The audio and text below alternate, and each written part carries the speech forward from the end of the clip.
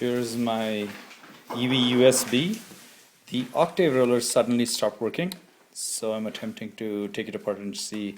Apparently, there are some connectors in there which work loose or something.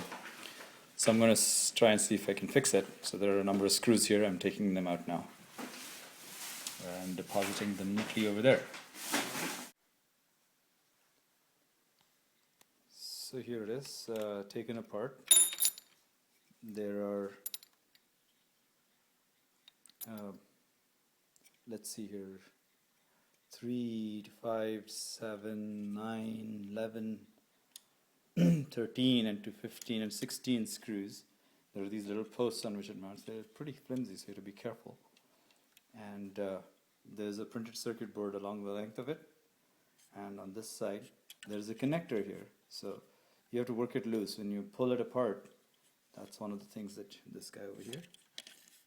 This you have to carefully separate him from his mate over there. And so the potential problem could be these connectors. These are the Octave roller things, and they are kind of loose here. So the printed circuit board kind of rocks a bit. So you can imagine that this has worked loose over here, this guy. So it comes off that way quite easily. So it's possible that it's loose. We'll have to see. There's nothing else really. It's pretty simple. So the parts you can see in here, this is the condensation tube which runs the length of the instrument and, well, there to the bottom where it drips out on your unsuspecting shoe.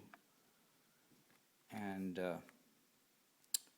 there is another pipe that goes from, that's probably the breath sensor, and goes to a little, what might be, I suppose, a strain gauge of some kind,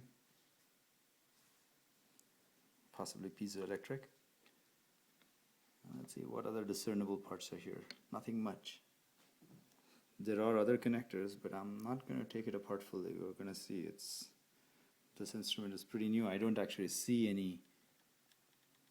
anything physically wrong other than maybe the circuit board was a bit loose. We'll have to see. So here's the breath sensor, the mouthpiece. I took it out just to see what it's in there. There's your bite sensor. You know, on the whole, it actually looks pretty well made. And so the bite sensor is just these two little metal strips. It's all very cool. Well, let's hope it works when I put it back together. It goes back together quite easily. You just have to be careful, engage all the posts in the right place and press it into place. So here's my EV all working now. The Octave rollers are working.